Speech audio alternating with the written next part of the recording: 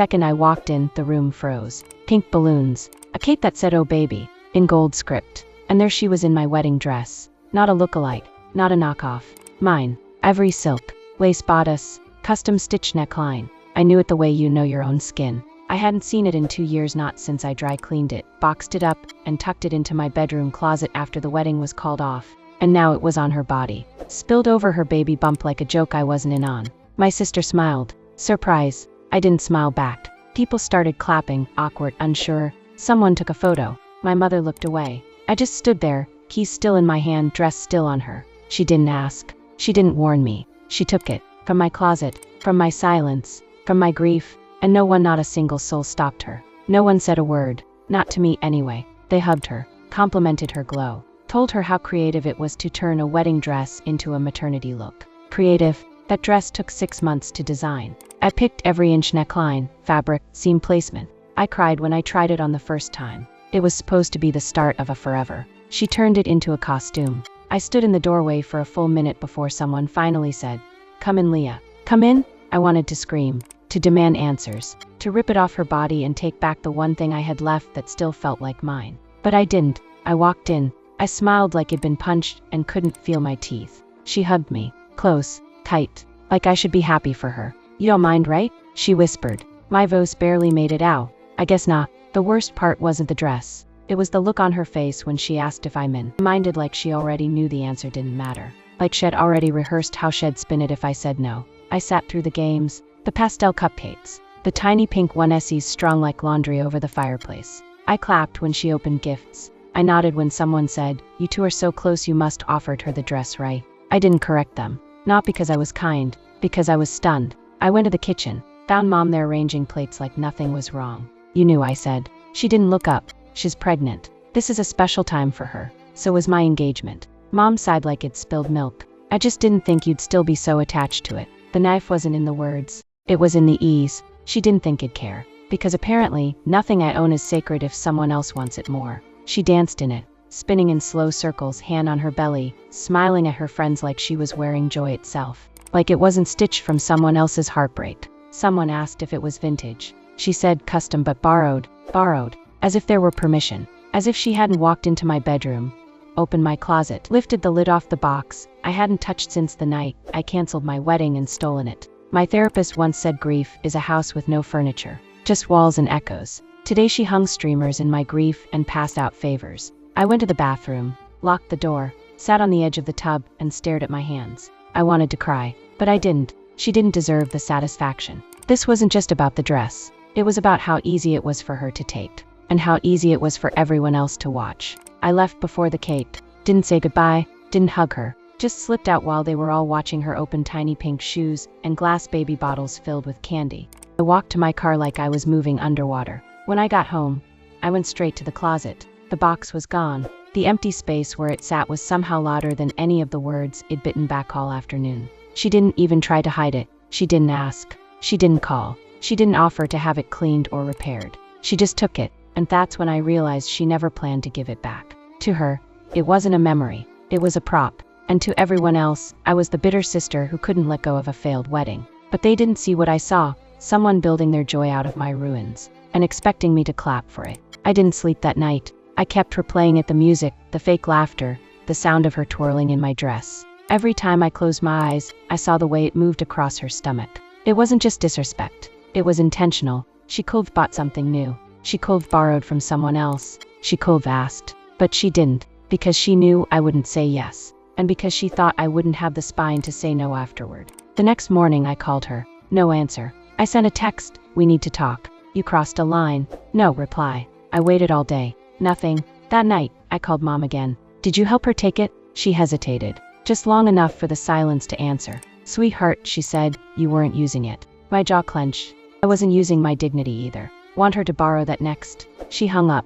Not because she was offended. Because she didn't know what to say. I looked at my phone, then at the space in my closet. This wasn't just about a dress anymore. It was about how easy it was for my pain to become someone else's party. 3 days later, she finally texted back. "Sorry if it hurt your feelings. I honestly thought you wouldn't mind. You hadn't worn it in years." As if the offense was hypothetical. As if the emotional value of my wedding dress expired like milk.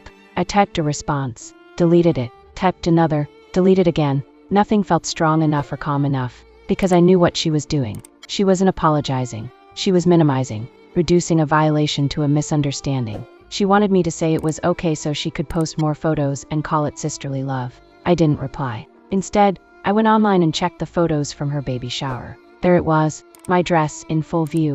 Dozens of comments, such a stunning idea. I love that you repurposed something sentimental. She wore it better. That last one sent a pulse of heat straight through my chest. I closed the app. She hadn't just taken my dress. She was wearing my story like it belonged to her. And people were cheering for it. I started writing the caption in my head before I even opened Instagram. Not out of pettiness, out of precision. She posted 5 photos that morning, all filtered, glowing, hand on bump, my dress front and center.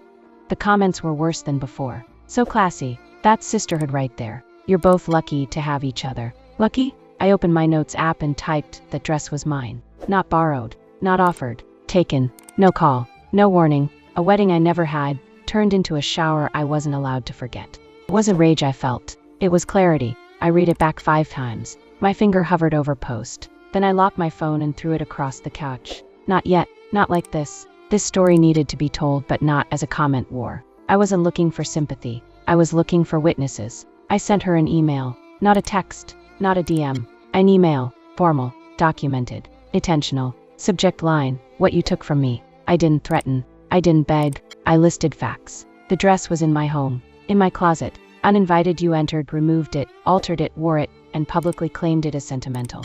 It was never yours. You never asked. That's not family. That's theft, wrapped in entitlement. I ended with this: I don't want the dress back. I want accountability. You don't get to steal someone's pain and post it as poetry. She read it within 10 minutes. I saw the notification. No reply. Nothing. Until hours later when Mom called. Her voice was sharp, controlled. The same voice she used when I spilled red wine on her white carpet at 17. She's hurt, Mom said. Why would you write something so cold? I almost laughed. I wrote it so I wouldn't scream. Mom exhaled. This is family. You don't shame your sister. No, I said. She shamed herself. I just put it in writing. The family group chat lit up the next morning. Let's not make this bigger than it is. It was just a dress. Leah, please don't cause drama right now. There it was, the phrase they always used when I had the audacity to speak up. Don't cause drama. But I wasn't causing anything. I was responding. And funny how the ones who stay silent when you're being disrespected suddenly get loud when you try to protect your dignity. I typed, you want peace? Return what you stole and apologize. Until then, I'm not playing nice to keep anyone comfortable. Silence. And my aunt chimed in, trying to mediate. Let's just move forward as a family. Move forward. They already had. Over me. Through me. With my dress, my memory, my boundaries dragged under the baby shower balloon arch like nothing ever belonged to me in the first place. I exited the chat. No goodbye. No explanation. Sometimes, the cleanest way to set a boundary is with a door that doesn't swing back open. A week passed. No apology. No knock at my door. No text that started with I shouldn't have. Instead, more photos. She posted a maternity shoot and wore the dress again. Not just for the shower, for the photo shoot. She had it professionally tailored, hemmed, shortened, ruined. The caption? Reclaimed love. A new chapter. She was building a brand on top of my abandoned altar. I sat at my kitchen table, shaking. Not from anger, from restraint. I cold commented. Cold tagged her. Cold posted the screenshot of the receipt from the boutique with my name on it. But then she'd say I was jealous. Overreacting. Making it about me. So I stayed quiet and printed every post. Every photo. Every caption. This wasn't about revenge. It was about proof. Because one day when she comes asking why we don't speak anymore, why I missed the birthdays, the holidays, I'll hand her a box. Inside a flash drive, an invoice, and a single note. You wore it well, just not with my blessing. I walked into my parents' house like it wasn't a crime scene. But it was. The dining room where I announced my engagement. The hallway where I once practiced walking in the dress. Now it felt like all of it belonged to someone else. She was there, sitting on the couch, 7 months pregnant, radiant, and utterly untouched by guilt. Can we talk? She asked. I sat. She didn't apologize. She explained. I really thought you wouldn't mind. You never even opened the dress box again. Figure, what's the point of letting it sit there forever? I looked at her. You don't get to repurpose my pain because it was collecting dust. She shrugged. It's just a dress. I pulled out my phone and showed her the boutique email, the custom order, the fabric swatches, my name, line after line. It was never just a dress. You knew that, and you wore it anyway. She opened her mouth. I stood up. I didn't come here to argue, I said. I came to say this once. You don't get to rewrite what you took. Then I left, and this time I didn't cry. The baby was born a month early. Group texts, soft pink photos, family visits, celebration. I didn't go. They didn't ask why. Or maybe they didn't want to know. To them, the baby was a fresh start. But for me, it was another rewrite, another chapter of our lives. I was expected to smile through, while pretending my grief wasn't still hanging in the closet, only now altered beyond recognition. I sent a card. No gifts. Just a note in clean black ink, wishing health and peace to your daughter. May she grow up never having to take what wasn't offered. No signature. No return address. Passive-aggressive? Maybe. But I wasn't angry anymore. I was empty. Not the kind of empty that aches. The kind that clears room. For better boundaries. For quieter holidays. For a version of me that doesn't keep making room for people who rearrange my life and expect a thank you note. I drove to the boutique where I bought the dress. The clerk didn't recognize me. It had been almost 3 years. I told her I wasn't shopping. I just wanted to browse. I ran my fingers over fabric I used to dream in. Satin, crepe, lace. The same textures that once symbolized hope now felt like paper-thin, tearable. She asked if I had a wedding coming up. I smiled. No, just looking. But I wasn't. I was reminding myself I still existed beyond what was taken. That I was more than a box in a closet. More than a dress someone wore without asking. More than someone else's afterthought. I left without buying anything. When I got home, I lit a candle, opened a new journal, wrote one line across the top. Grief doesn't disappear. But it does get quieter when you stop handing it to people who've never lost anything. Then I turned the page. Blank. Clean. Untouched. They invited me to the baby's christening. A text from Mom. It would mean a lot if you came. We're family. That word again. Family. The one they throw like confetti every time. They need to guilt me into swallowing something sharp. I stared at the invitation photo. White lace. Pale pink shoes. Her name stitched into a tiny bib.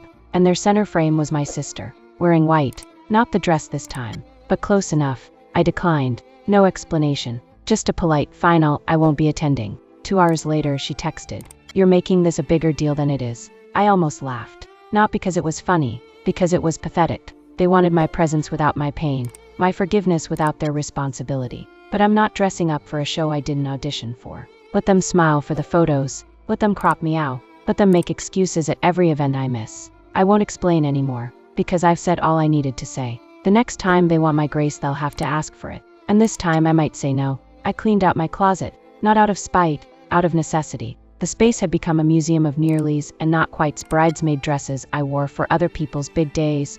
Shoes I bought for events I never attended. The empty hanger where that dress used to hang. This time I didn't cry. I made piles, keep, donate, burn in my imagination. I kept what made me feel powerful. Not perfect. Not acceptable. Powerful. There is something sacred about choosing what stays. About not needing anyone to validate what you let go of. I found the shoes I planned to wear on my wedding day. Still in the box. Still unworn. I almost put them in the donate pile. Then I stopped. They weren't cursed. They were beautiful. They just didn't deserve to be associated with anyone but me anymore. I wore them around the house for no reason. With sweatpants. Because I could. Because healing sometimes looks like glitter on your feet while you vacuum. I started saying no more often. Not with excuses. Not with apologies. Just no. No, I can't make that dinner. No, I'm not coming to the baby's first birthday. No, I don't feel obligated to fold myself back into a family that doesn't know how to hold space for me. At first, it rattled them. They asked Jules, my closest friend, if I was okay.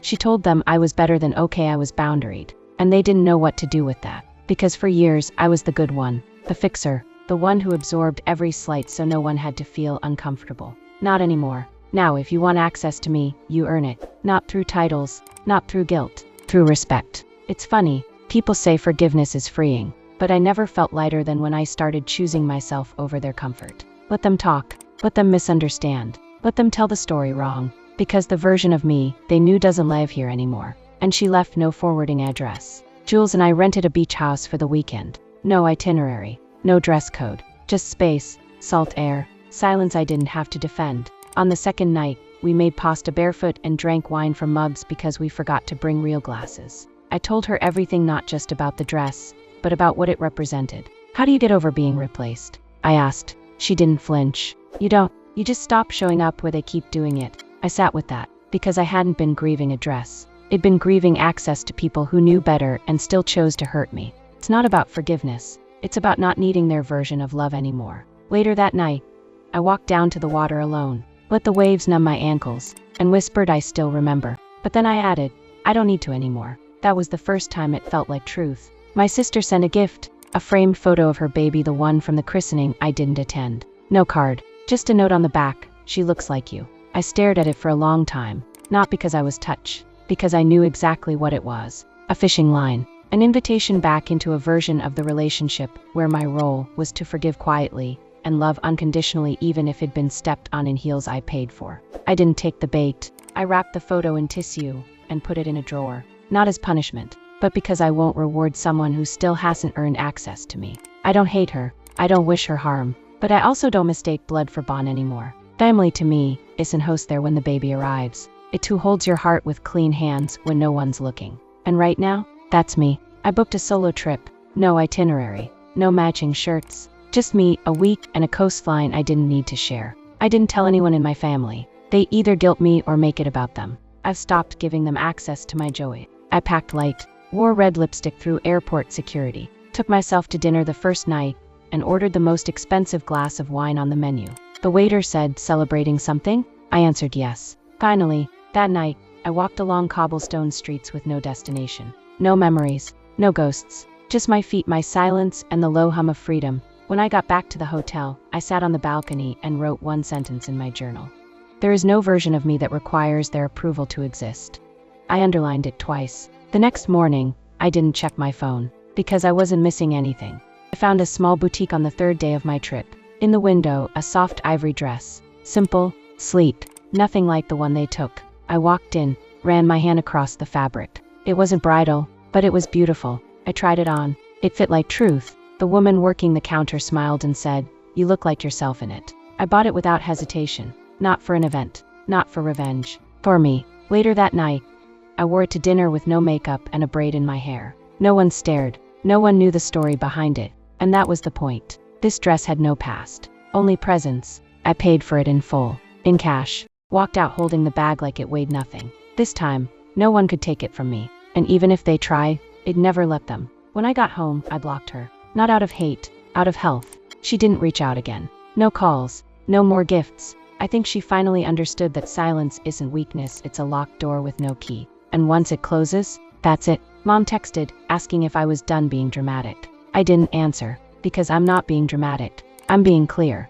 I cleaned out my contacts, rearranged my apartment, bought new bedding, not because I needed to erase the past, but because I deserved to stop living in a space that held it like a shrine. I even replaced the empty hanger in my closet, hung up the new dress. No plastic, no box, just fabric, air, freedom. That night, I stood in front of it and whispered, this time they'll wear it for joy, not approval. And for the first time in years, I felt like it was really mine. Jules hosted a dinner party a month later. 10 people, good food, no pressure. She handed me the O chord and told me, pick the vibe.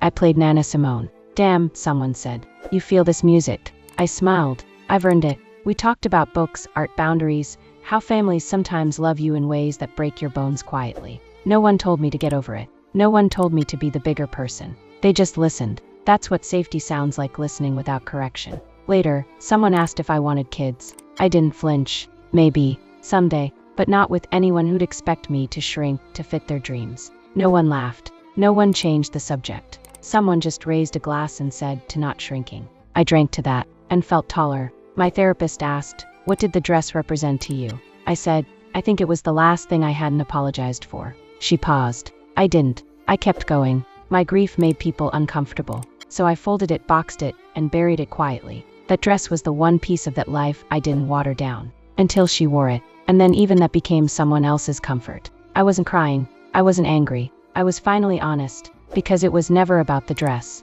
It was about how no one, not my sister, not my mother, not a single person in that room thought I deserved to keep one sacred thing untouched. Not even after everything. And now, I'm rebuilding from scratch. But I'm not building something people can just take from. I'm building something they can't even enter. Not because I'm cruel. Because I learned what happens when you leave your door open to people who treat your life like a closet. And it'll never be that unguarded again. I got invited to speak on a local women's panel.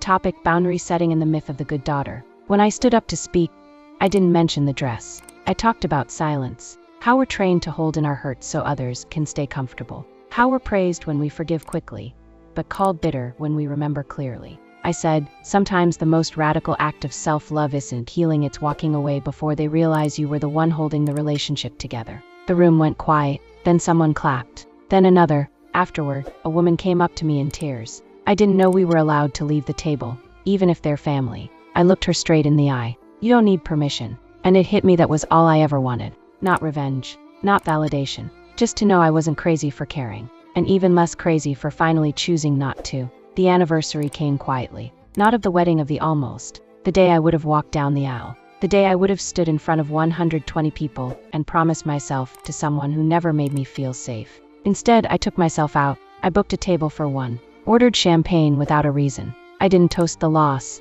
I toasted the escape. Not because I was proud I left, but because I finally understood the cost of staying. I used to think being left at the altar would have been the worst case scenario. Now I know better. The worst would have been standing there smiling while everything inside me begged to run.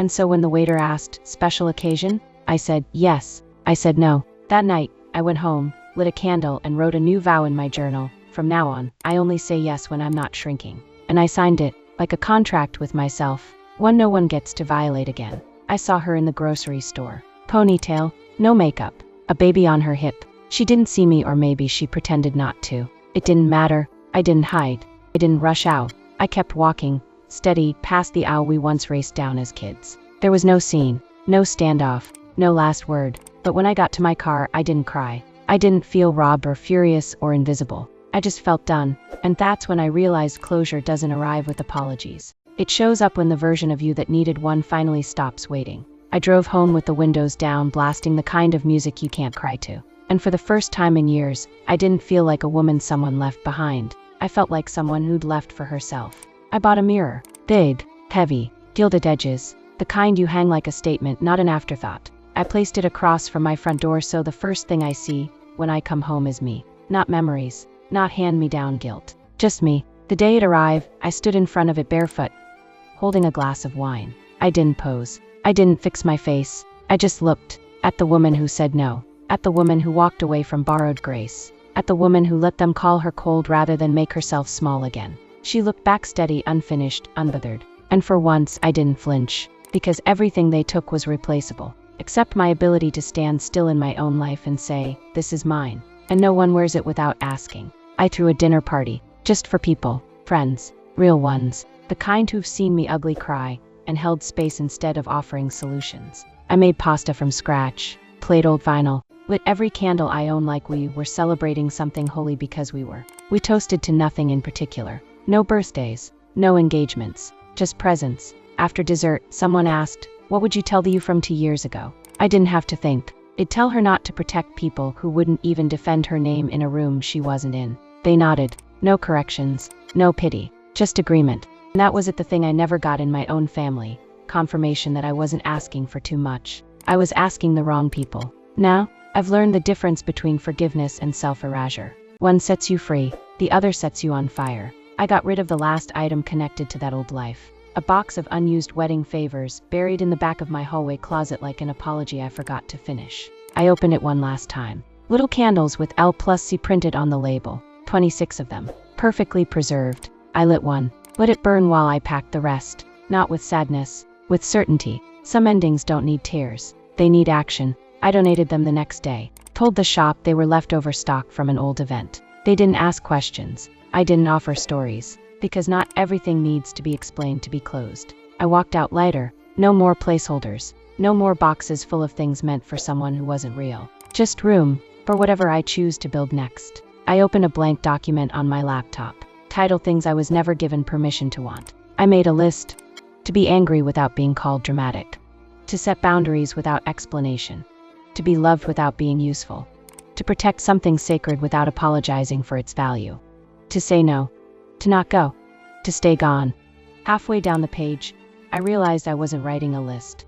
I was writing rules. For the next version of me. Not for revenge. Not for theatrics. But for clarity. Because the older I get, the more I understand that peace isn't found in letting things go. It's in owning the fact that they were never yours to carry in the first place. That dress was a symbol, yes. But so was my silence. And now, I only wear what fits. And silence doesn't anymore. I stopped talking about the dress. Not because it stopped mattering, but because I started mattering more. Now, when people ask, What happened between you two? I don't recite the story. I just say, she crossed a line. And I stopped pretending that was okay. No essays, no defense, just facts. People either nod or shift uncomfortably. And I've learned both are answers. Because the older I get, the more allergic I am to conversations that require me to shrink for someone else's comfort. I don't want to be the girl who forgives quietly. I want to be the woman who leaves with her dignity fully intact. Because what they took was never the real loss. The real loss would have been staying small enough to keep being taken from.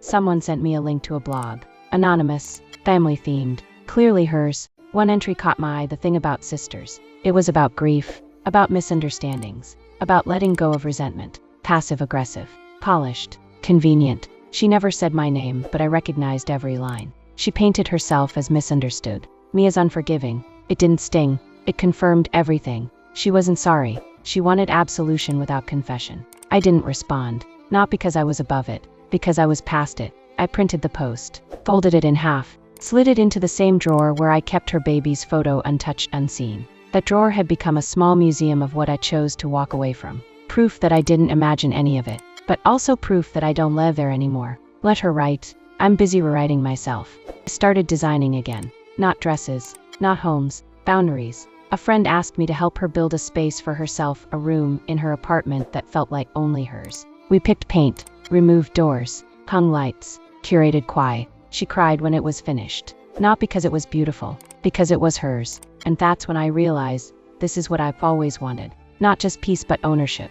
A life with no borrowed fabric. No conditional love. No apologies folded into the seams of everything I built. My sister took a dress. I've built a sanctuary, and no one wears it but me. I got a letter in the mail. No return address, but I knew the handwriting. She wrote, I miss you. That was it. Not I'm sorry. Not I understand. Just a breadcrumb, small, safe, hollow. I burned it. Not out of spite, out of protection. Because I know what happens when I follow crumbs back to a table where I was always the last one fed. I deserve full meals now. Real love, real apology, real respect. And until then, I'll sit at my own damn table. Alone, if I have to. But never starving again. I finally said it out loud. To someone outside the circle. A new friend. Someone who only knew the current version of me, the one with boundaries, humor, silence used as strategy. We were on a rooftop, drinks in hand, breeze cutting through the heat. He asked, what ended your relationship with your sister? I took a breath. She wore my wedding dress to her baby shower. Without asking,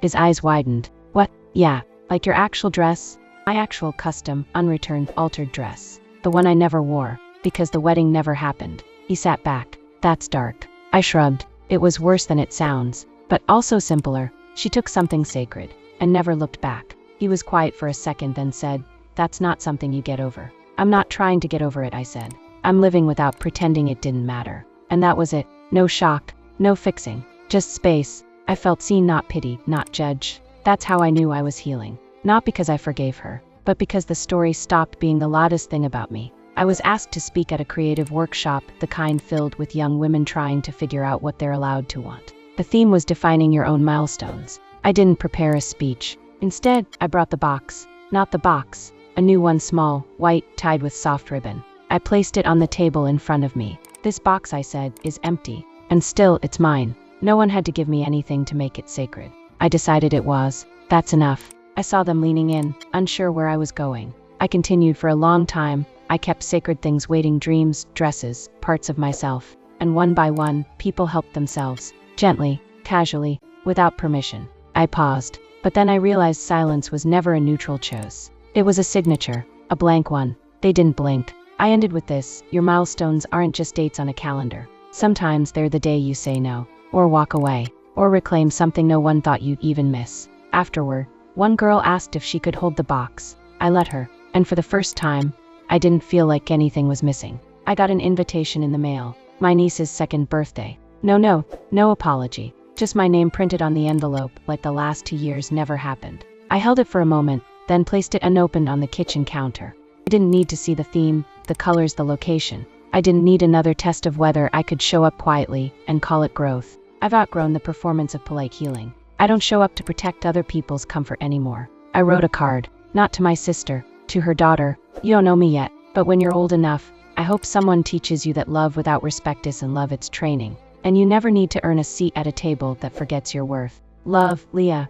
I sealed it and placed it in a drawer with the others. Someday shall read them. Someday shall ask what happened. And I'll answer with nothing but truth. Because I'm not bitter. I'm just done pretending betrayal is something we hug our way past. I hosted a celebration. No reason, no occasion, just a gathering for every version of me that once swallowed hard and smiled anyway. I invited people who never made me choose between honesty and belonging. The menu was simple, the playlist was loud, and I wore the ivory dress I bought on that solo trip, the one that never carried pain, only proof. Someone asked, "What are we celebrating?" I raised my glass and said, "Growth no one clapped for. Boundaries that didn't make sense to anyone but me. Joy that isn't borrowed from suffering." Laughter followed, then clinks of glass, then music. I danced barefoot in the kitchen with no one watching. Then I let them watch, because this wasn't survival anymore. It was self-definition. Later that night, as people trickled out, someone whispered, "You look full. Not happy, not strong, full." That's what peace does when it finally sticks.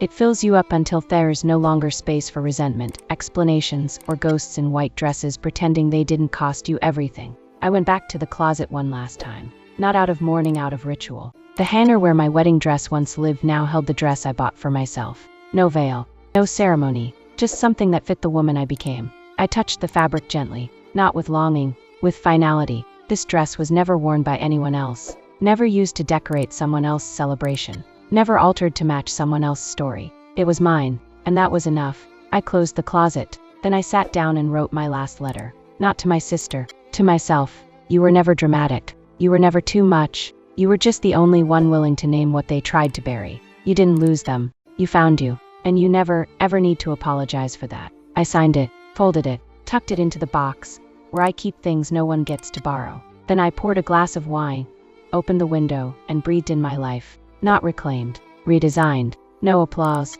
no witnesses, just me and peace that asked for nothing in return.